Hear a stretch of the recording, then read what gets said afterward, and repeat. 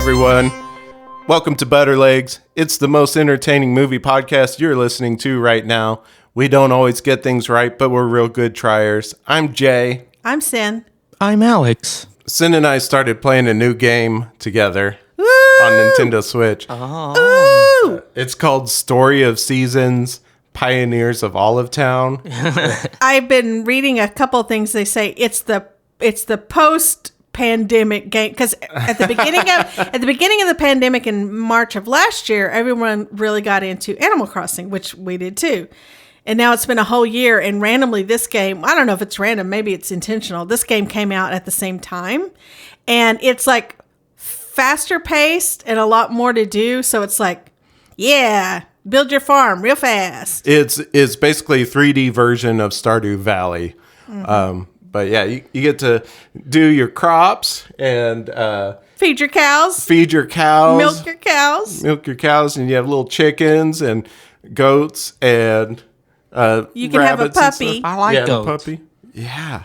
So on this game, the animals are very cute and stylized looking. Like the cows have these great big heads with these giant noses, and they're kind of bubbly, and they kind of bounce around on the farm. Yeah. There's also the rabbits, which are stylized in a really odd way. They don't look like rabbits. It's like they are cute, but it's like that's not a rabbit. Yeah. They only have 2 legs. I don't think they have front legs. They don't have front legs. They're just kind of a little ball, and the ears are more like moth antennas. Have you pet the rabbit? Okay, so when you pet all your animals, they make what you would expect sounds. So the cows, oh yeah, the cows go moo, and the chickens cackle. The cows go mew. But if you pet the rabbit, it gives the sound of a horse. So something happened. The rabbit. So the team that designed the rabbits were like, I don't know, like they must have been like city folk, and they're like, we've never seen a rabbit before, but we've heard what they look like, and so they made up a sound and they made up how they looked, and like no one checked on it. No one said, yeah, team cow, good to go. Team chicken, good to go. Team rabbit? Have you seen a rabbit? Do you know what a rabbit looks like? So last episode, we decided the movies that we were going to watch next. First up is A Nightmare on Elm Street. We decided to do that today as a double feature. So we watched... Aren't you lucky? Yeah. So we watched the original 1984, A Nightmare on Elm Street, and also the remake from 2010 of the same name. So... A Nightmare on Elm Street, we'll talk about that, the original one first. Released in 1984, directed by Wes Craven. Mm-hmm. I looked up a little bit about him, and Wes Craven earned an undergraduate degree in English and psychology from Wheaton College, and a master's... Will Wheaton College? That's right. Will we? And a master's degree in philosophy and writing from Johns Hopkins. Whoa. Oh. Yeah, so probably a pretty smart person. But also, also you can see like, you know, English degree, psychology, philosophy, writing, like, you know, it's like, oh yeah, this is somebody who's always thinking about the human mind and wanting to write about it, tell these stories. Yeah. And it is an interesting concept of this person who lives in dreams or exists only in dreams. I agree. Yeah. Obviously, I mean, there have been movies about dreams and stuff like that, but this was the first, I mean, this one has lived on. I mean, even though they're all silly, like, I would say it's classic by now. You know, like the concept was good enough to last till 2021 at least. You know. You know what Wesley Craven's middle name was? What? I'm hungry. I gotta. I got a Craven. I'm hungry. I gotta. Uh-huh. It's all one word. You know that he often went by the nickname "Old Craveable." He also had the nickname That's So. That's so Craven. Yeah, so when the movie starts off, I was real annoyed because Because I've seen this movie a lot, and the movie starts off, and Jay's got his head down taking notes, and I'm like, this is a very important part. Like, it's real important to see how it opens. And like, I'm just like, so kind of rocking, and I'm like, are you watching? Are you watching? Yep. And I'm like, your head's down. You're not watching. I see it. I see it. Yeah, it was anyway, but it's important to see that street and to see that it's those girls, because it does that dream thing, and you're like, is this already a dream? I think that's important to note. Yeah. It opens with Freddy chasing Tina in her dream. That's so funny. Tina, Nancy, Glenn, and Rod, they're all teenage friends. They have a sleepover. Can we talk about Glenn? Yes. Why is his name Glenn? Glenn. Because he was born in 1918. Yeah. I mean, like, I get Tina and Nancy, and especially Rod. Rod is definitely a 1984 name. He's the bad boy. But the main guy's name is Glenn? Oh, Glenn. Keeping Glenn. up with his studies. Yeah, so they all do a sleep. Oh, let's also talk about that they're supposedly in high school, and they all look about 25. The remake was even worse. Yeah. Especially Dean. He looked like he was pushing 40. I know, for sure. But yeah, so then they do a sleepover, and then when they go to sleep, Tina gets attacked again. She sees Freddy Krueger, and I think this is the part where Freddy, he tries to inspire some terror, and he chops off 2 of his own fingers. It's very funny. His look on his face. He's like, snip, snip. He's like, Yeah. That's what I was thinking too, because he chops off his fingers, and he does this a couple times where he like cuts himself somehow, and instead of like regular blood, it's more like Nickelodeon slime. I know. Why is it green? yeah. I'm not sure why that's a thing, but yeah, he stands there with his fingers chopped off and this gack coming out of his hand, and he's just standing there smiling, and he looks with his eyes, like glances over at his fingers and then back at Tina, like over and over. You see that? Like, You see that? like, see those? see? Did you see? What I need. Did you see? Were you watching? Are you scared? Hey, you scared yet? He just seems for a guy who's gone through turmoil. Apparently, he is just having such a hell of a time. He is. It's like party central for Freddy. He's like, oh yeah. Gonna have some fun tonight. In Tina's dream, Freddy tosses her around the bedroom, and Rod sees it, and it's a very, very bloody mess in the bedroom. Tina is an anagram for ain't, and Tina ain't in this movie very long. Yeah. Coincidence? Coincidence? Nancy's dad is on the police force who ends up investigating all of this, and is played by the actor John Saxon, which to me is funny because I only know this actor from one other thing, and that's Mystery Science Theater's Mitchell. He plays the character Deanie. If that's John Saxon, I'm dead. Hey! What? Oh! So John Saxon arrests Rod, who is suspected of killing Tina because he was in the room. He was in the room when it happened. Mm-hmm. And he kind of went overboard just before that. And on poor old Glenn, he just pulled a knife on him. Oh, yeah, when he was trying to scare him. Oh, yeah. Yeah. It's like, dang, Rod. Yeah, he had already established himself as a possibly dangerous, unstable person. There is this little, I mean, I feel like one of the things about Rod that's overblown, I mean, because all the other characters are so well portrayed, but Rod is a little overblown in his character because, you know, they've got him in the leather jacket and he's got the switchblade. It's like, it's not 1952. Yeah. This isn't Grease. Like, this is like 1984. He's a greaser. Yeah, like, I mean, I was in school.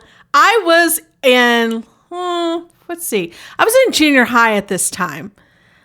No one looked like that. Like, it's not like I was out of touch and I was, I don't know what that looked like. Like, no, people, that's not a thing. Hey, I'm a greaser. I got this rad car and this switchblade.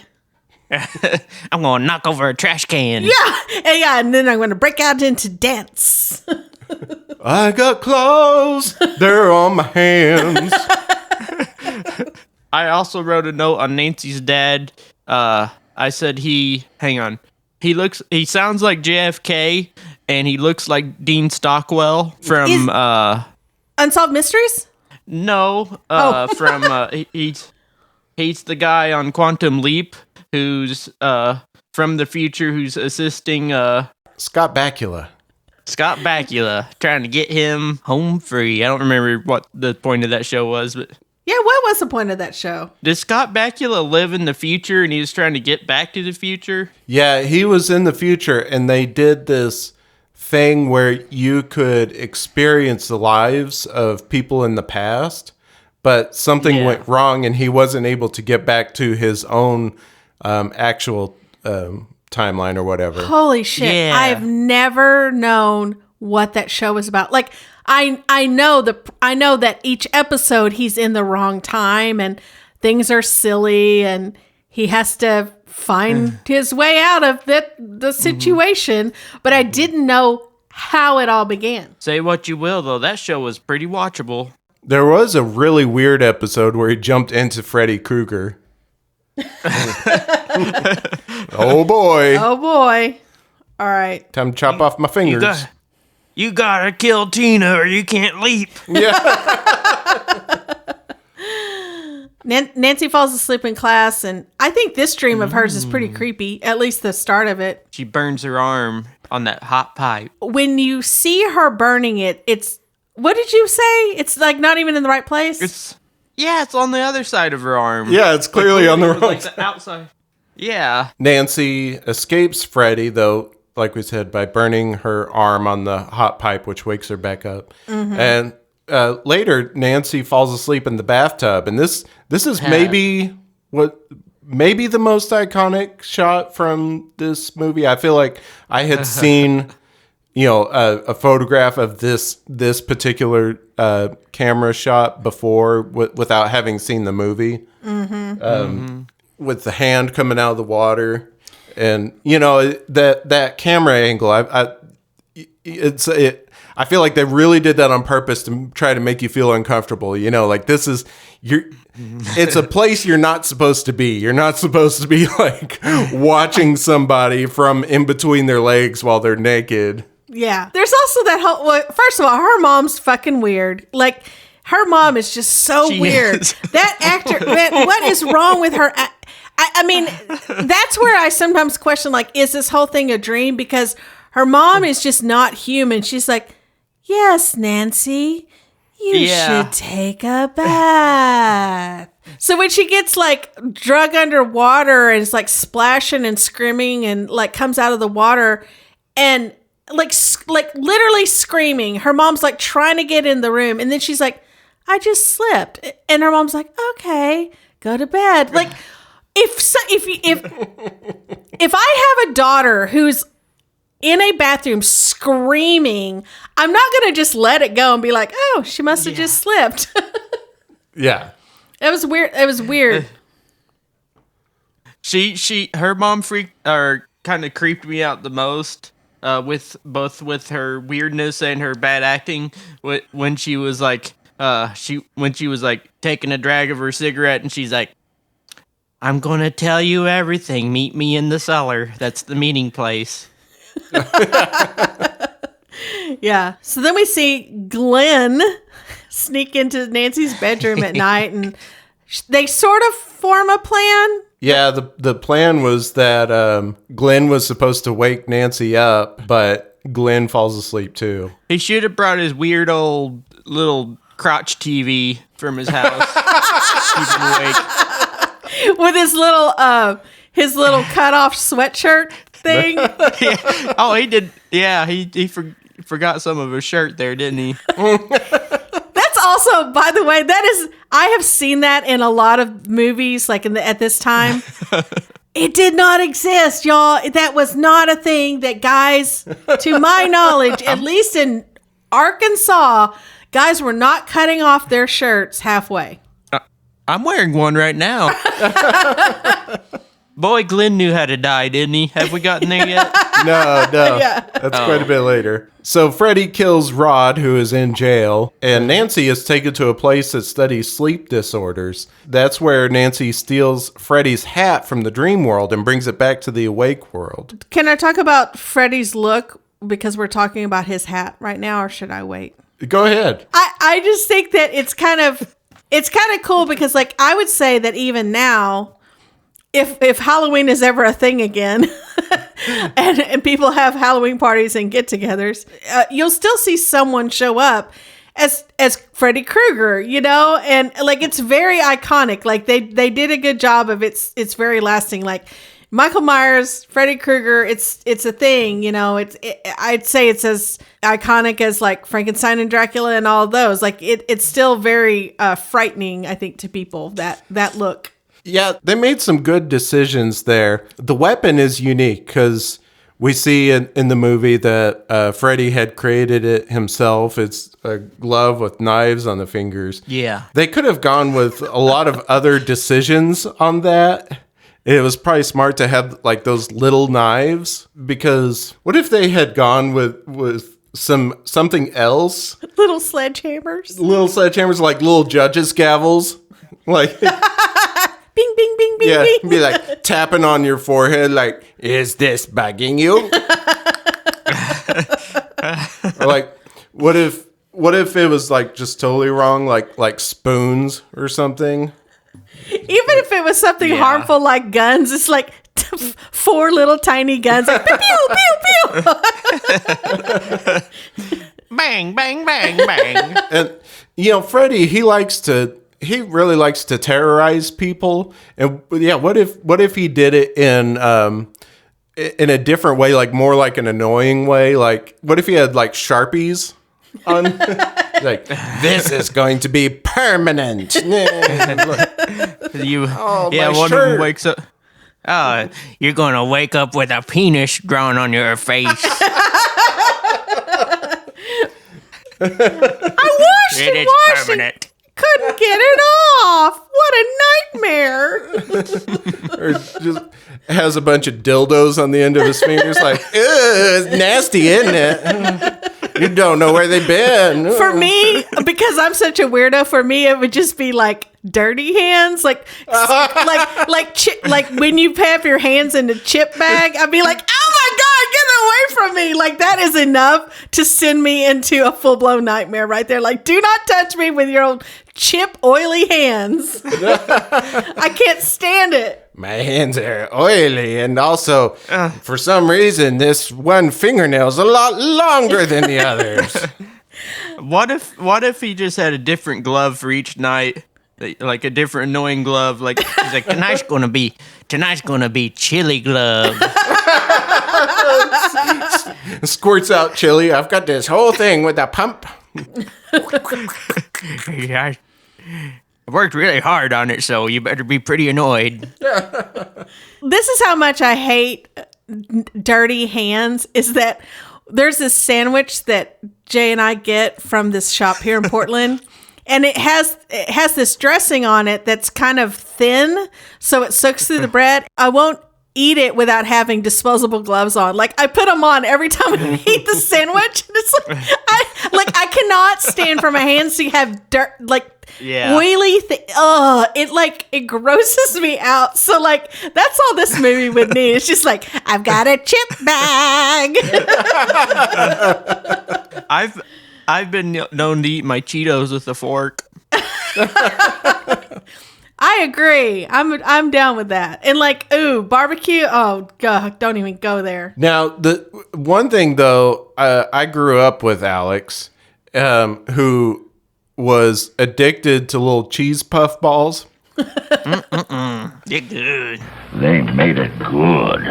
And we basically could not. You know how Nintendo controllers are often like that light gray color. That's your fault. I bet yours weren't. I bet yours were not. Ours always had these orange fingerprints all over them, and wasn't me. And the A button would stick. That wasn't me. And It's a good thing you're not a serial killer, Alex, 'cause they would have caught you being like, we got the fingerprint from some cheetah dust. Wrap it up, boys. I wish you had been taking more care with our property. Because that wasn't me. I don't know. I've been in the house with both of you for extended periods of time. Ask the mommy. She's the one that probably has to clean. I bet she cleaned up for you guys all the time, but that's both of you. One scene that I really liked in this movie, though, was, we're talking about Freddy Krueger's knives. And about halfway through the movie, Crocodile Dundee shows up, and he's like, "You call that a knife glove? This is a knife glove." And he holds up his, and it's like, it's like 2 feet long blades. I knew we'd talk about Crocodile Dundee. It's inevitable. Yep. He's like Thanos. I am inevitable. Is that an Australian accent? Yeah, but wait, are you trying to do Thanos or are you trying to do Crocodile? Well, you failed at either. Like, you didn't do either. You sounded kind of more like, I have an issue, here's a tissue. What's his name? Michael Caine. Michael Caine. You did sound more like Michael Caine. If Thanos and Crocodile Dundee had a baby, it would be Michael Caine. Somehow Crocodile Caine. I don't know. Somehow that's the average between those two characters. I think we should wipe out half the life in the universe with my giant knife. I don't understand. In your head, do you think it is what do you think you hear in your head when you're doing these? Michael Caine. I'm Michael Caine, and I'm going to sit on my porch. Why do we knock out half the life in the universe, Mr. Wayne? So we can get back up again.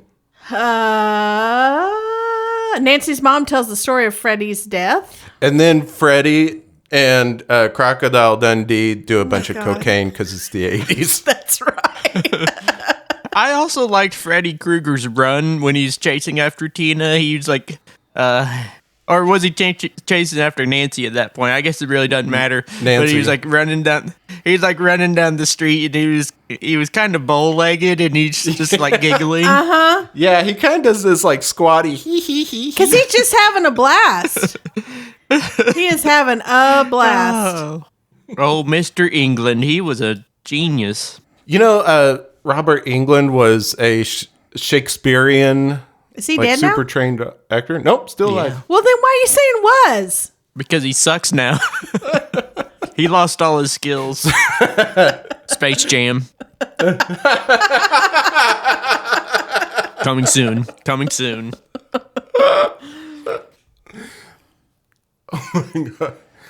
Oh yeah, so Nancy's mom finally tells at least half the story. She tells the story like Ben Kenobi tells stories. Yeah. So what I told you was true, from a certain point of view.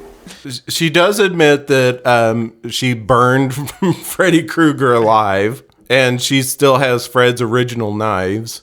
But I think we got to mention why those parents did that. Did they put him away? Oh, the lawyers got fat and the judge got famous, but somebody forgot to sign the search warrant in the right place, and Krueger was free just like that. I watch a lot of crime documentaries. Yeah.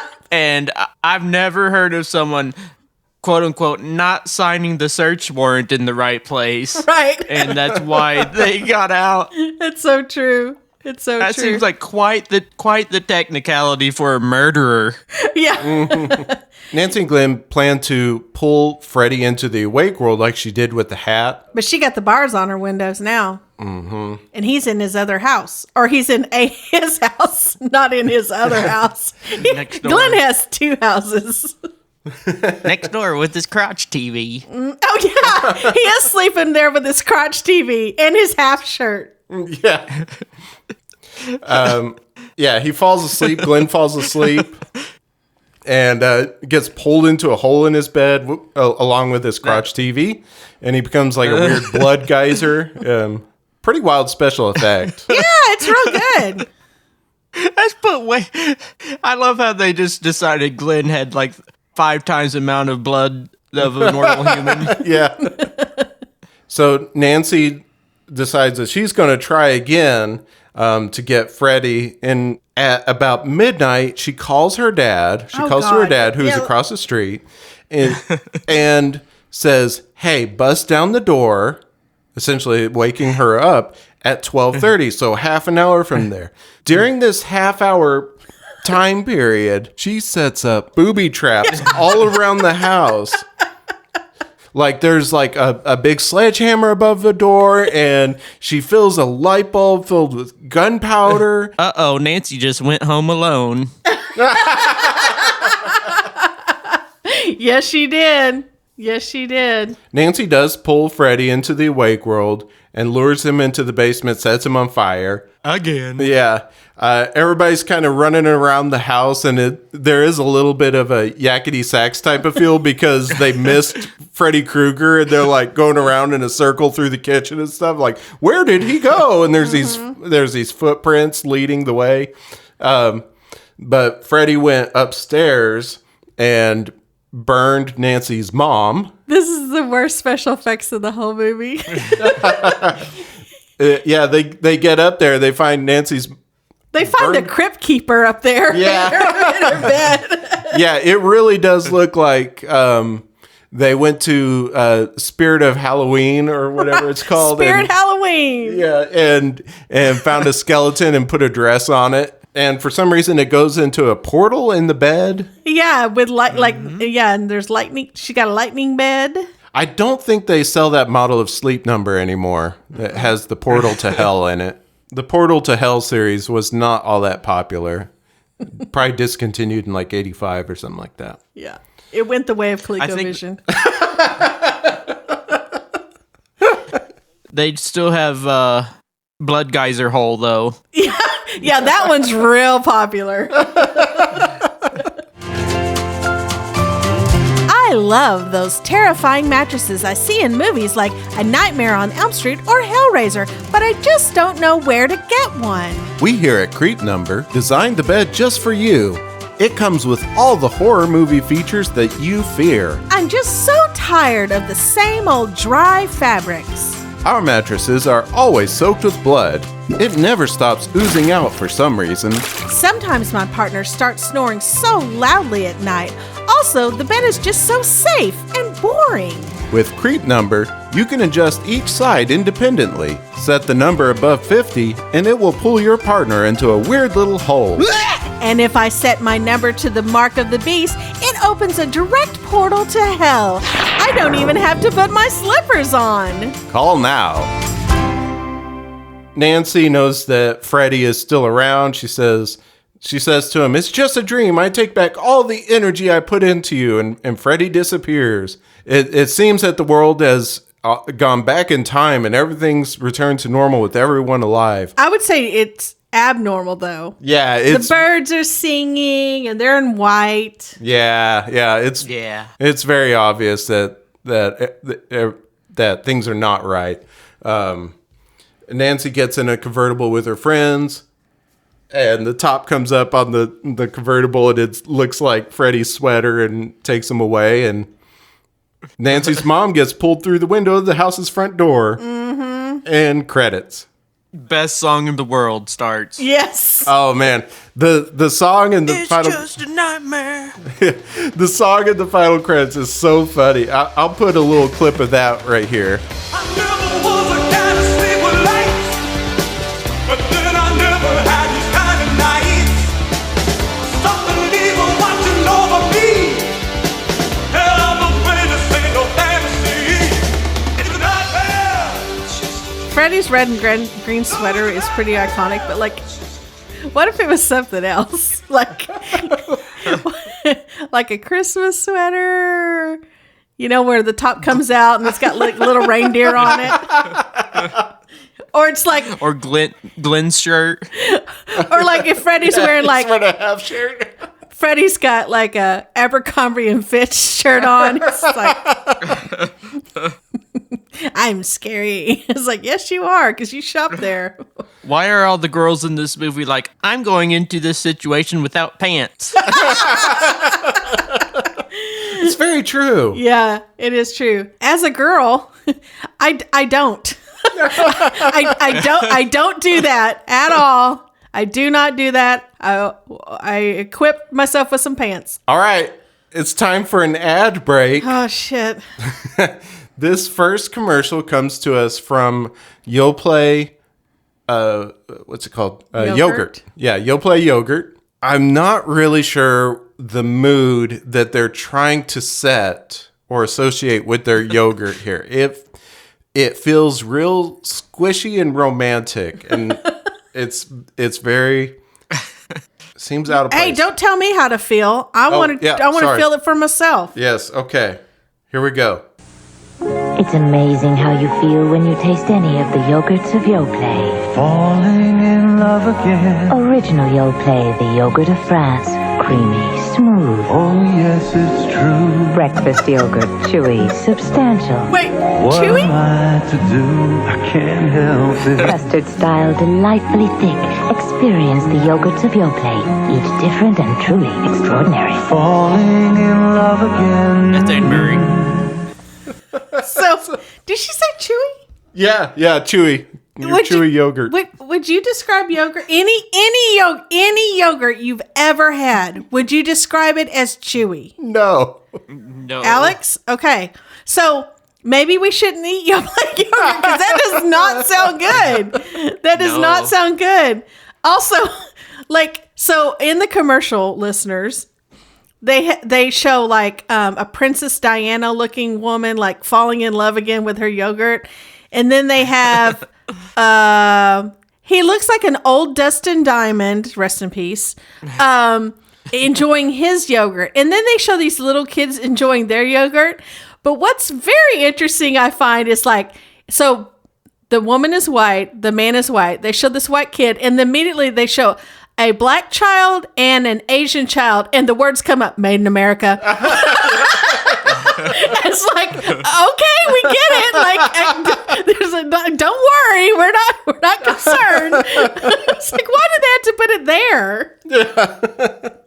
Yeah. As soon as a brown person shows up, don't freak out, everybody. This is white people yogurt. Do not freak out. It's good and fucking chewy, man. Just eat it. Made in America, chewy. Fall in love. I was going to say that was Paul Reiser. Oh yeah, that's totally who that is. It's bargain bin, Tom Hanks from Big era, Which is basically Paul Reiser. That's true. Oh, that was a good one. All right. This next commercial comes to us from KFC. 7:30. I'm starved. We've got a right to a good dinner. You have. You've got a right to chicken done right. The taste that says with just one bite. It's the one and only Kentucky Fried Chicken. We've got a right to chicken done right. Nobody does it like we do with the Colonel's secret blend of herbs and spices. This is great. I could work all night. Oh? Just kidding. We do chicken right. She goes, this is great. This is great. This is great. This is great. This is great. So I don't know why they chose that person for their singing. Because he can't sing. He can't sing at all. You've got a right to chicken done right. The taste that says with just one bite. Chicken done right.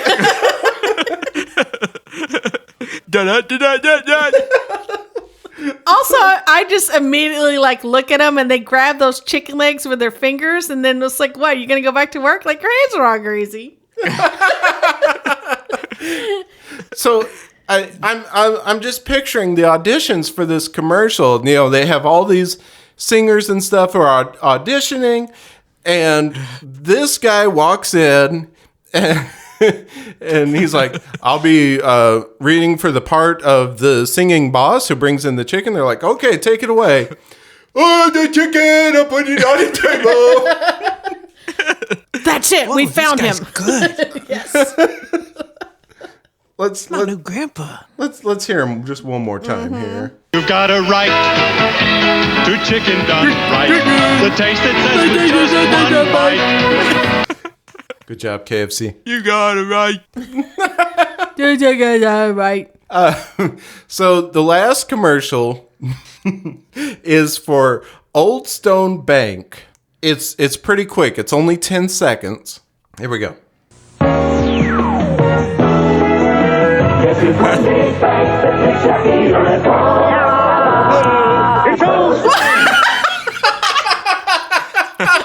What? Are they trying to sing? Wait, I have to see. I have to see it again at least 20 times. Hold on. No joke. I probably have seen this 20 times. Okay, so let's go through it again. The only thing I understood was Fred Flintstone.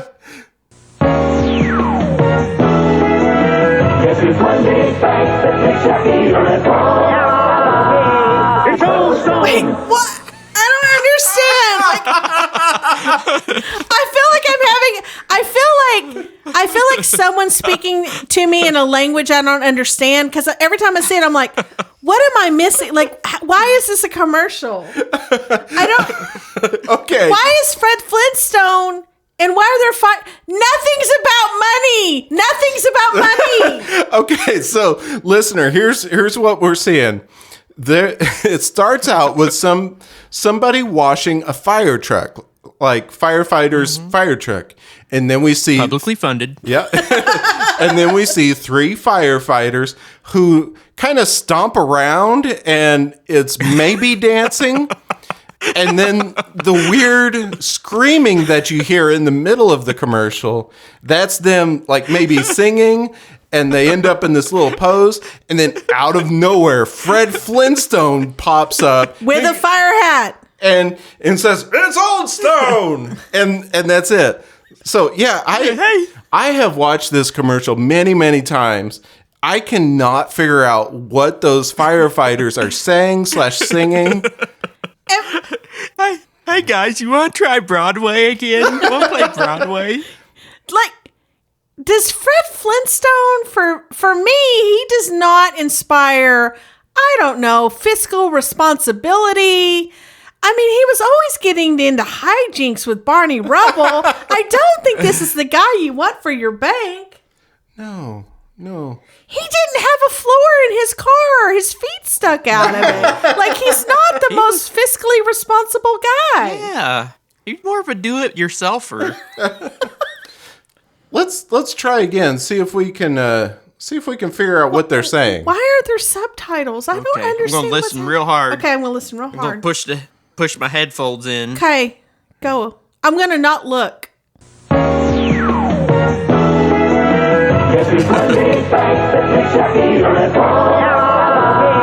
It's Old Stone. Oh, wait! I just now got why Fred Flintstone's in there. Why? Stone. Old Stone. Oh shit! So, okay. Okay, we're making progress. Okay, so Flintstone, he lived among the dinosaurs. Old Stone Bank. Okay, so that is literally their only connection. Good job. How else would that work in the world? So, what do we think they're saying? Anybody figure it out? No. Okay, one more time. Here we go. Oh shit. There's clearly more of them singing. Yeah. We only see 3 people There's a whole singing chorus in line the behind commercial, them. but yeah.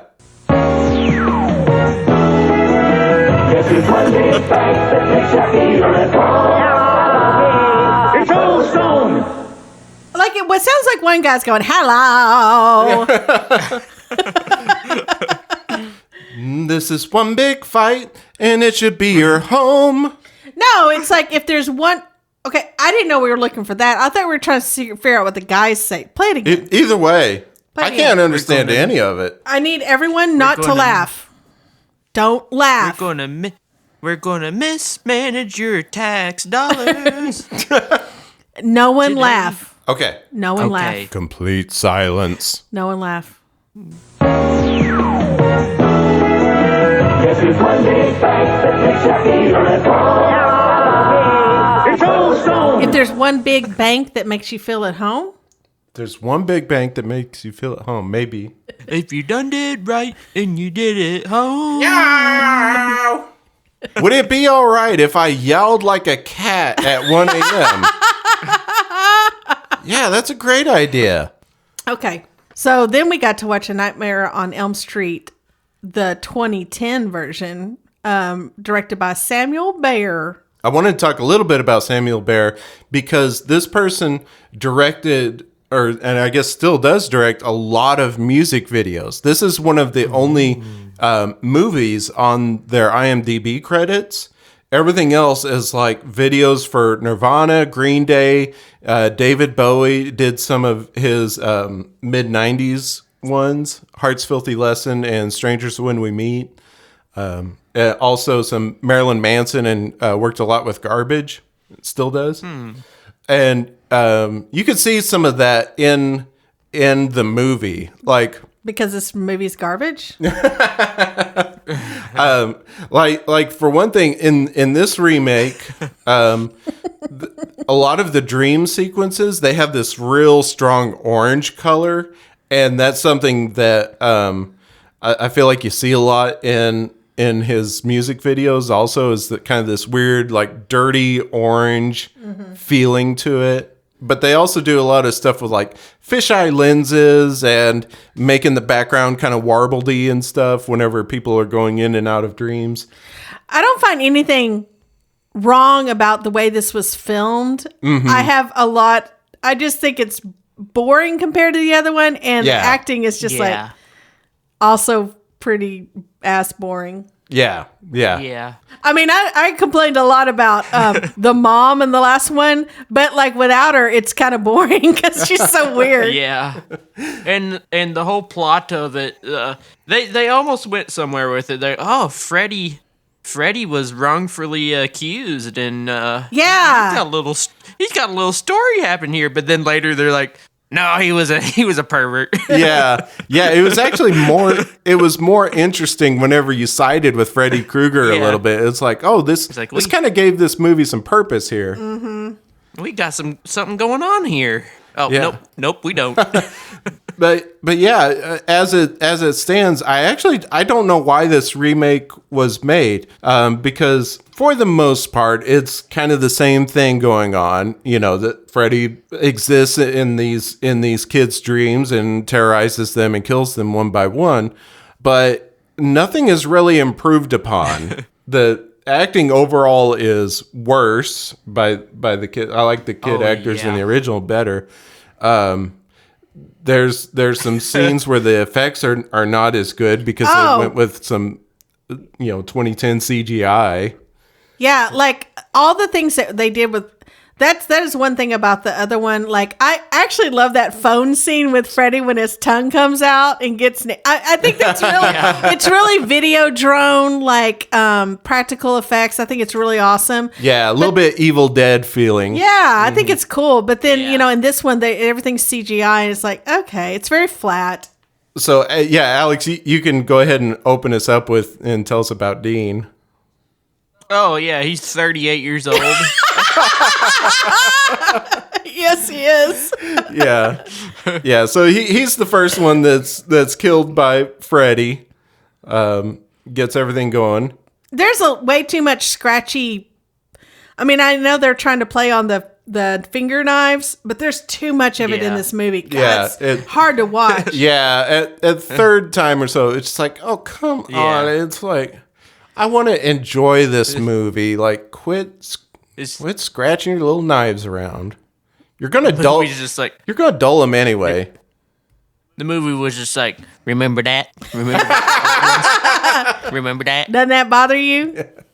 Nancy also has the stretchy wall scene. There's a scene in the original where Freddy kind of pushes through the wall, and it's done practically, right? Yeah, in the original, it's practical. It's obviously like rubber. Rubber, or maybe like some sort of like spandex sort of type of material, and it looks really cool. In this one, it looks like a GameCube game. Yeah, it's really bad. It's very, very obviously fake. I don't know why they just didn't go ahead and use the same practical effect. It looked great. Or just don't do it. Yeah. They have a similar scene where the character Chris, who is kind of like the equivalent to the character Tina in the original, Chris gets like thrown around in the room and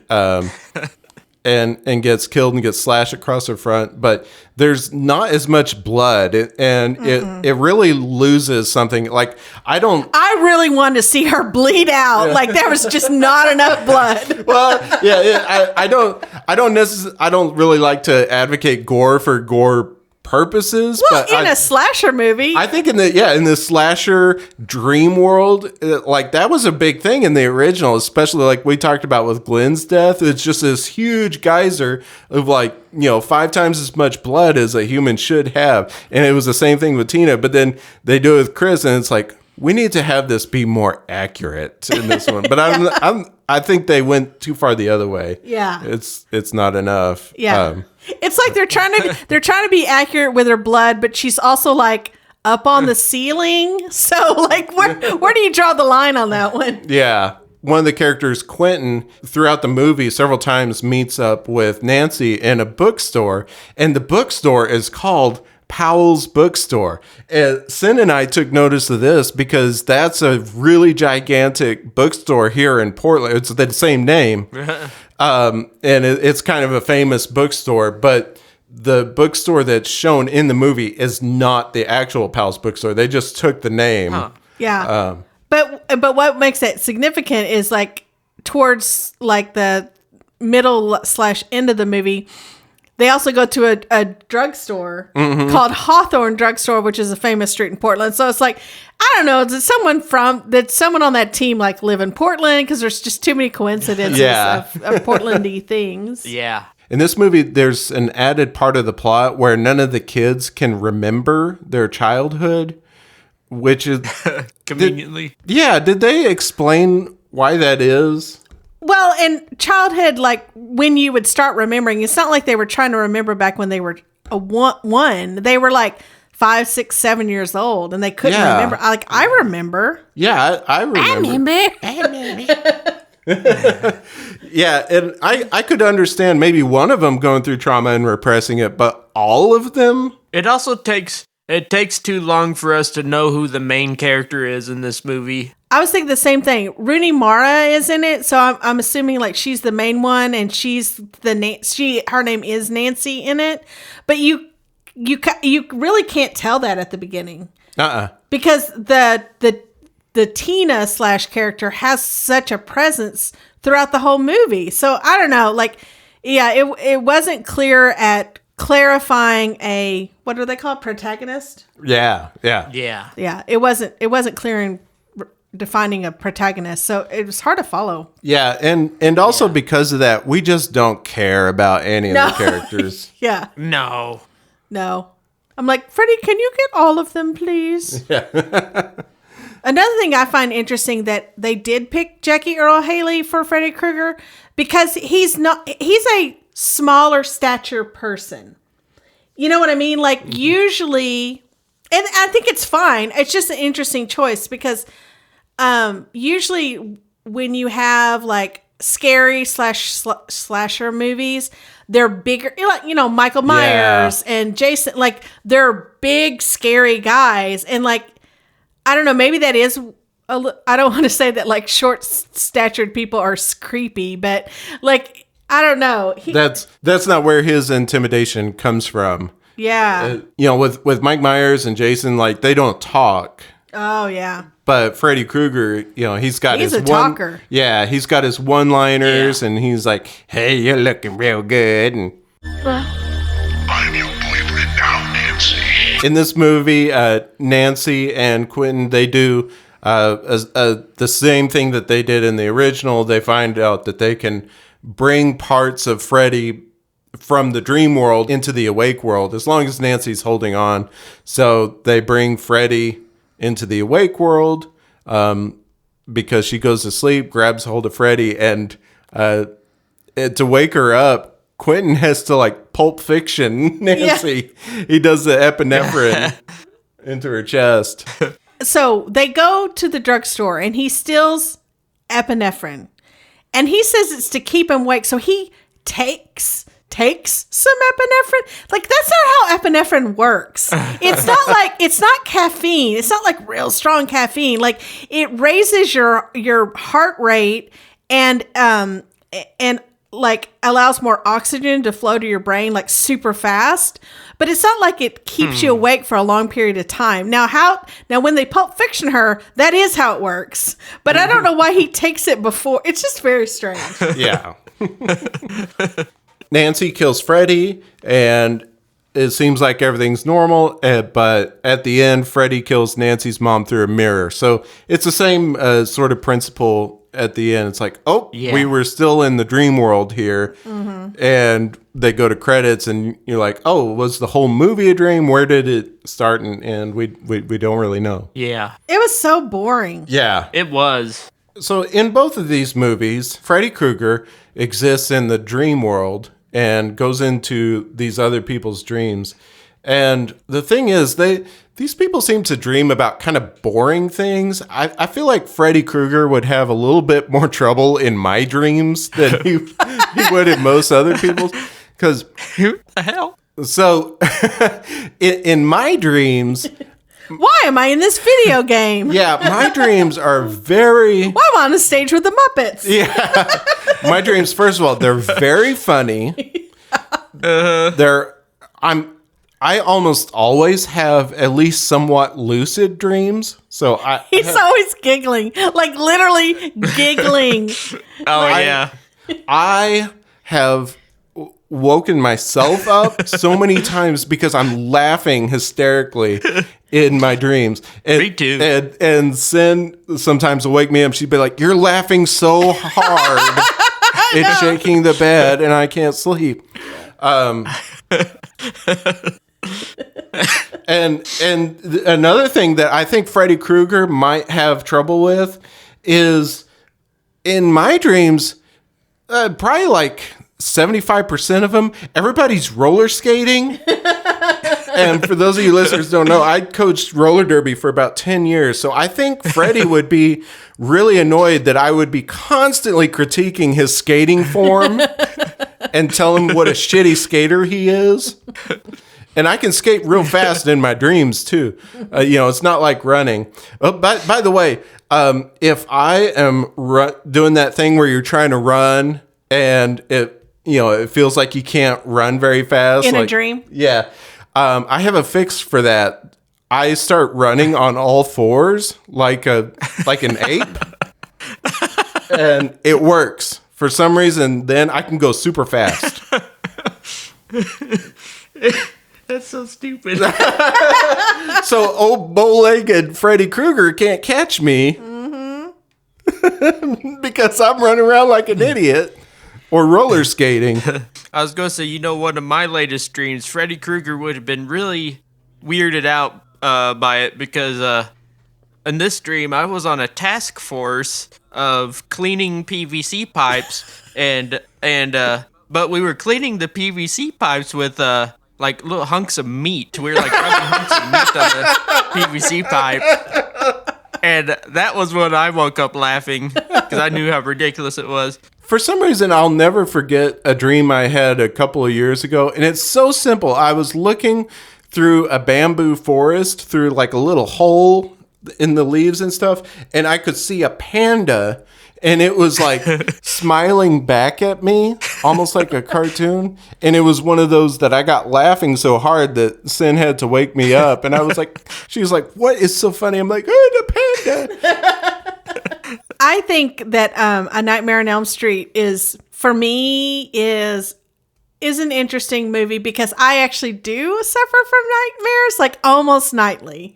And Jay's had to Jay's had to deal with it our whole marriage because and they're really bad to where I do wake up in the sweats and gasping and freaked out all the time, at least once a week or whatever. Last year when our little dog passed away, Griffin. I was traumatized and I was really sad about it. And that week, I didn't know I was dreaming. And I got up out of bed and I went to the bathroom, like everything looked normal. And Griffin, who had passed, walks into the bathroom. And like I thought, because I thought I was awake, I was screaming for Jay. I'm like, Jay, this like, because I was like, it's a goat. Like it was free. It was so, yeah. And it's the most vivid dream I've ever had. And I was screaming and screaming, being like, I know this isn't right, but he's here. And like, he came up to me and he licked my hand and it was like, he was telling me it's okay. It was so weird. And like, I'm not a spiritual person. But like that dream, I know it was my mind, like working it out. Like, it's fine. I'm okay. You're okay. We're all okay. But to this day, because and I woke up and like, yelling for you because I was yelling in my dream, like, because I thought I was standing there with this deceased dog, like it was Pet Cemetery shit, but to this day, when I get up at night, like to go to the bathroom or get a drink of water, like I check around to see if anything looks odd because I can't tell. It was so real that now I can't tell if I'm awake when I'm actually awake at night.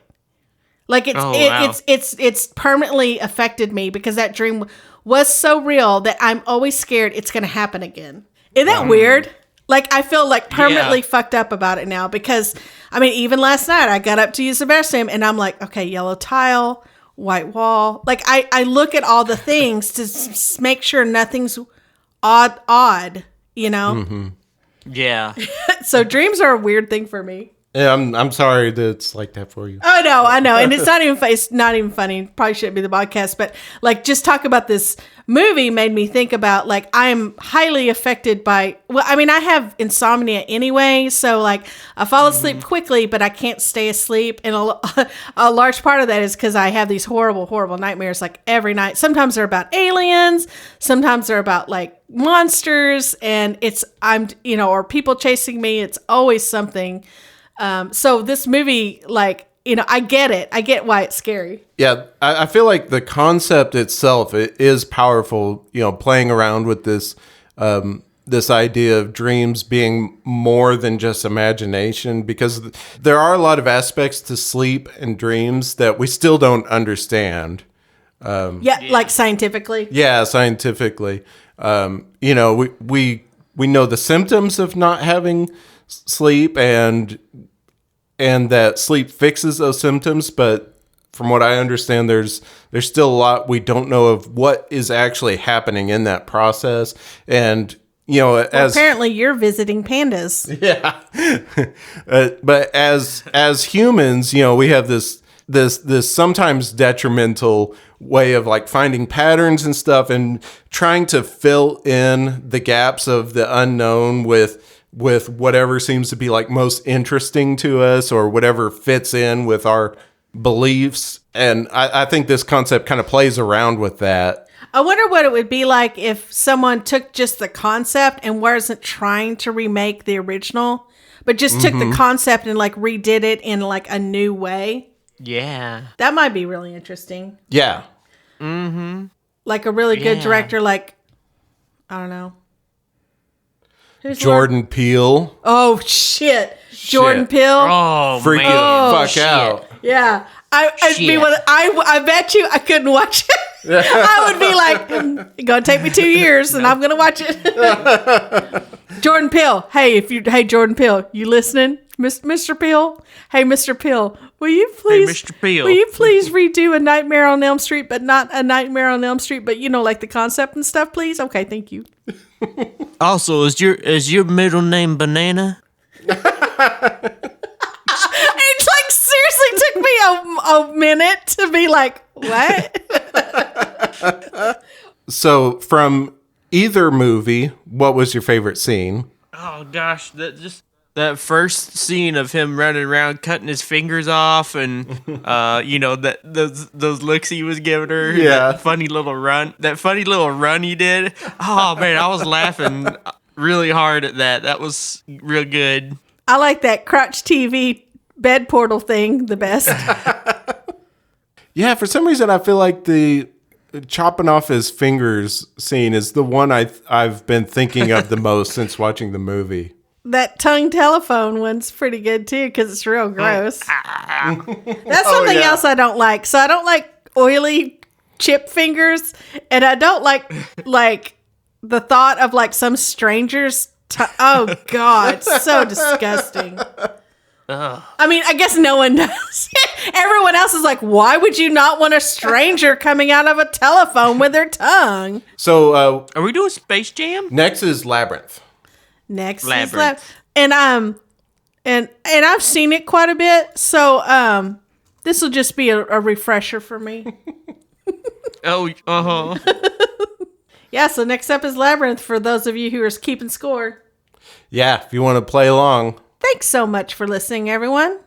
Make sure to check us out on I can't remember our phone. On the internet. Yeah. On the internet. Make sure to check us out on the internet at butterlegspodcast.com and on Twitter at butterlegscast. I don't know. You figure it out.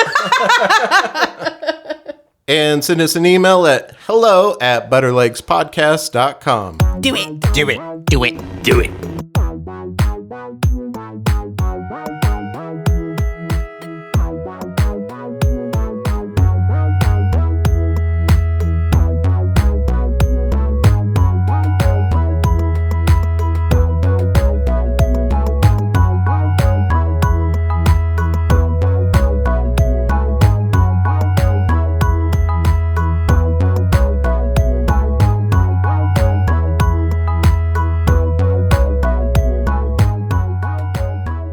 Our mattresses are always soaked with blood.